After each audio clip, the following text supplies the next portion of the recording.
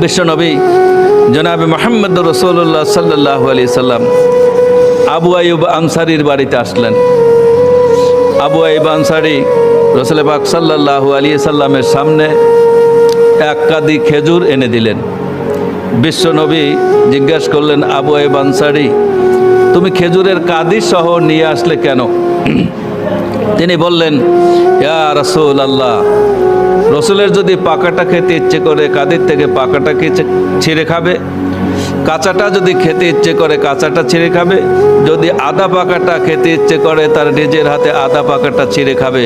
এই জন্য আমি রসুলের সামনে কাঁদি সহ খেজুর নিয়ে এসেছি। সুবহানাল্লাহ। হুজুর খেজুর খেলেন, ঠান্ডা পানি পান করলেন।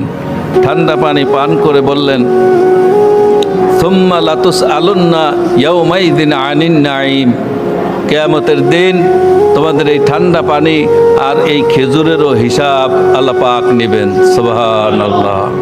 কিন্তু আমরা আল্লাহ রাব্বুল আলামিনের পানি যে খেয়ে থাকি, কিন্তু তার শুকরিয়াও আমরা আদায় করি না। অন্য এক জায়গায় আল্লাহ রাব্বুল আলামিন সূরা মুলকের শেষ আয়াতে বলছেন, তোমাদের এই প্রবাহমান পানি যদি আমি মাটির নিচে নিয়ে নেই, পৃথিবীর এমন কেউ কি আছে তোমাদেরকে এই পানি আবার ফিরিয়ে দিতে পারে? সুবহানাল্লাহ।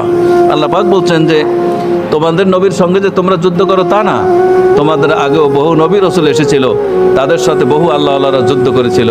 তারা যদি পরাজয় বরণ করেছে তবুও তারা দুঃখ পায় নাই, যেহেতু তারা দ্বীনের পথে লড়ে। এজন্য আল্লাহ মামুল হক বলেছিল, তোমরা বাতিলের পথে যদি সংগ্রাম করতে পারো, আমরা হকের পথে কি সংগ্রাম করতে পারবো না?